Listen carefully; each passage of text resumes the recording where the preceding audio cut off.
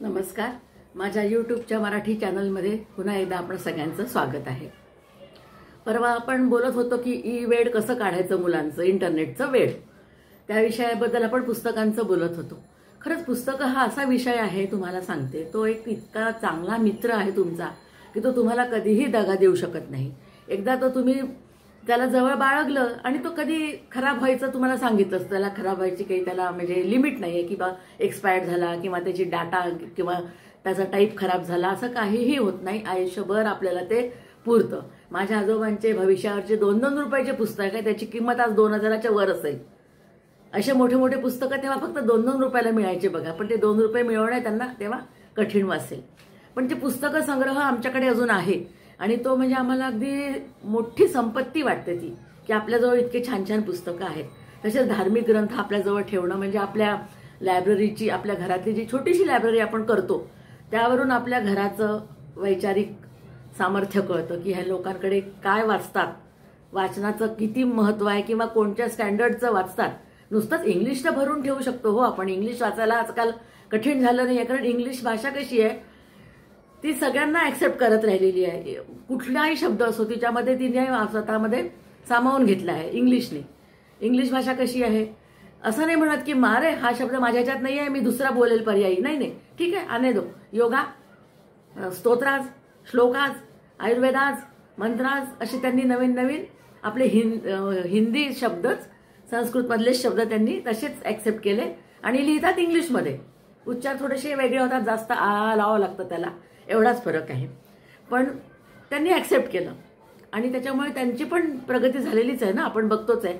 ते कुठेही थांबत नाहीत आपल्यासारखे, म्हणजे आपणही थांबत नाही पण ते सुद्धा थांबत नाहीत. कुठे सुद्धा चालूच असतं त्यांचं, काहीतरी लिखाण चालू असतं, नवीन नवीन रिसर्च चालू असतात. आणि कुठल्या बाबतीमध्ये असतात ते आपल्या भारतीय संस्कृतीवर. आणि मग भारतीय संस्कृतीतला त्यांना काही गाभारा मिळाला की मग ते इकडे येतात, एस्कॉनमध्ये येतात, आर्ट ऑफ लिव्हिंगच्या आश्रमात येतात, श्री श्री रविशंकरकडे शिष्य बनतात आणि पूर्ण डिव्होटीज म्हणून तिथे ते काम करतात. कशामुळे शक्य होतं हे? आपल्या आयुर्वेदामुळे आणि संस्कृतीमुळे. तर ते आपल्याला कुठून ज्ञान मिळू शकतं? पुस्तकांमुळे.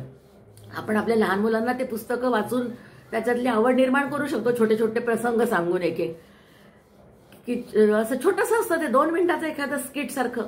मग काय करायचं आपण? एखाद्या मंदिरात जर जमले लहान मुलं सगळे तर एखादा श्लोक शिकवायचा, त्याचा अर्थ विचारायचा. किंवा मग दुसरा नंबर कशाचा येतो? ड्रॉइंगचा, चित्रकला. तुम्ही मुलांना 5-6 मुलं म्हणा, 7 मुलं जितके येत असतील आपल्याजवळ त्यांना बसवायचं. त्यांना मग एक विषय, एक टॉपिक द्यायचा की या विषयावर तुम्ही चित्र काढा. तुम्ही विश्वास ठेवणार नाही, प्रत्येक मुलगा वेगवेगळा विचार करून वेगवेगळं चित्र काढतो. कारण काय, प्रत्येकाची विचार करायची पद्धत वेगळी असते. प्रत्येकाला कुठे काय सापडेल हे आपण बोलू शकत नाही. प्रत्येकजण स्वतःचा स्वतंत्र विचार करून तो सादर करत असतो. आणि मग ती कला त्याला जर एकदा आवड निर्माण झाली की पुस्तकं वाचायची किंवा मग एखादं ड्रॉइंग काढून कागदावरती ती चित्रकला सादर करायची. आणि तुम्हाला सांगते, आजकाल इतके सुंदर सुंदर कलरचे प्रकार निघाले आहे, पेंट्सचे, वॅक्स क्रेयॉनचे प्रकार किंवा पेन्सिलिनचे प्रकार. कॅमलिनवाल्यांनी छोटे छोटे लहान मुलांसाठी वापरायला इझी, त्रासदायक नाही, टॉक्सिक, नॉन टॉक्सिक वगैरे असे विषय करून त्यांनी ते काढलेले आहेत. म्हणजे ते घाबरायचं कारण नाही आपल्याला लहान मुलांना देताना. आणि मग ते सहज त्याच्यामध्ये 2-3 तास गुंगू शकतात. हा माझा स्वतःचा अनुभव आहे. आणि मग तुम्ही एखादा छोटासा विषय देऊन त्यांना 10 मिनिटाचं 5 मिनिटाचं स्किट करायला लावू शकता. स्किट केल्याने काय होईल? नाटिका बसवायची. स्किट म्हणजे एक छोटंसं नाटक, नाटिका. एक छोटीशी नाटिका बसवली तर त्यातनं त्यांना काय होईल? आपण स्वतः कसं बोलायचं, आपले शब्द कसे वळवायचे किंवा शब्द सादर कसे करायचे, तर त्याच्यामुळे हळूहळू त्यांचा शब्दसंग्रह वाढू शकतो असं मला वाटतं. त्याचप्रमाणे मग आणखीन काय येतं की आणि मग हे सगळं करायला काय लागतं बघा, तुम्हाला सांगते. वेगवेगळे तुम्ही ही जी संस्कृती आपली वाढवतो आपण, आणि हा संस्कृतीचा वारसा जो आहे तो निरंतर आपल्यासोबत चालत राहतो. आपल्याला दर दिवशी दर नवीन ठिकाणी एक एक नवीन गोष्ट शिकायला मिळते.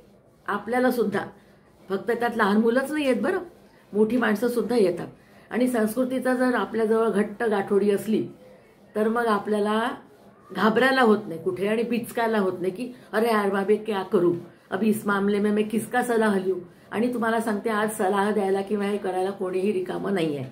आणि प्रत्येकाचा सल्ला बरोबर असेलच आपल्यासाठी असं आपण म्हणू शकत नाही, कारण आपण काय असतो, आपणच स्वतःचा जज असतो. आपण काय भोगलंय आतापर्यंत, किंवा आपण कसं सहन केलंय, त्यातनं आपली वाट कशी काढायची, मार्ग कसा काढायचा, हे आपल्याला स्वतःलाच शोधून काढावं लागतं. तिथे कोणीही येऊ शकत नाही.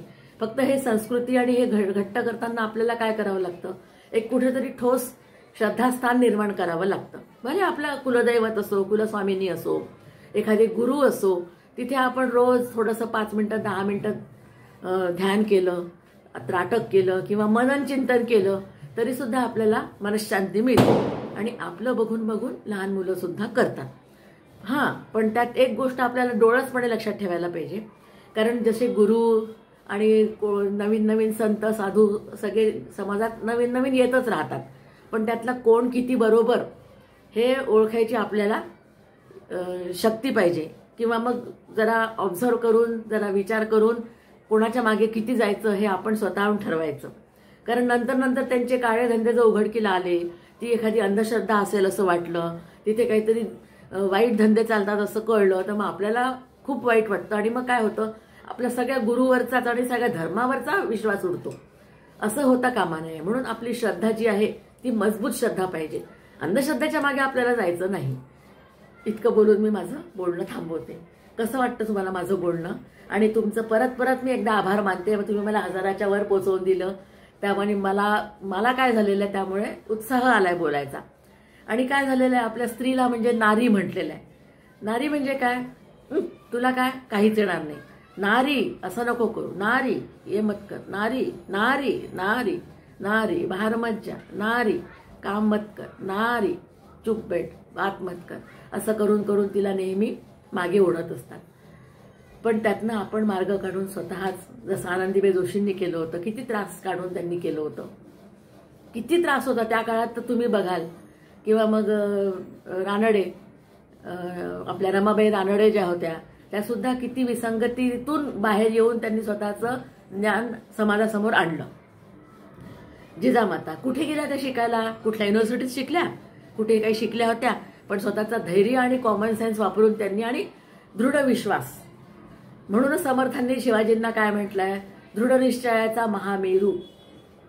महामेरू म्हणजे काय, मेरू पर्वत असतं किती मोठा, पण त्याच्यापेक्षा सुद्धा तो दृढ निश्चयाचा महामेरू आहे. म्हणजे किती त्याचे स्ट्रॉंग बिलीव्ह होतं की नाही, हे मी करू शकतो आणि मी हे लोकांकडनं पण करून घेईल आणि माझी मराठी जनता, माझं महाराष्ट्र निर्माण करेल.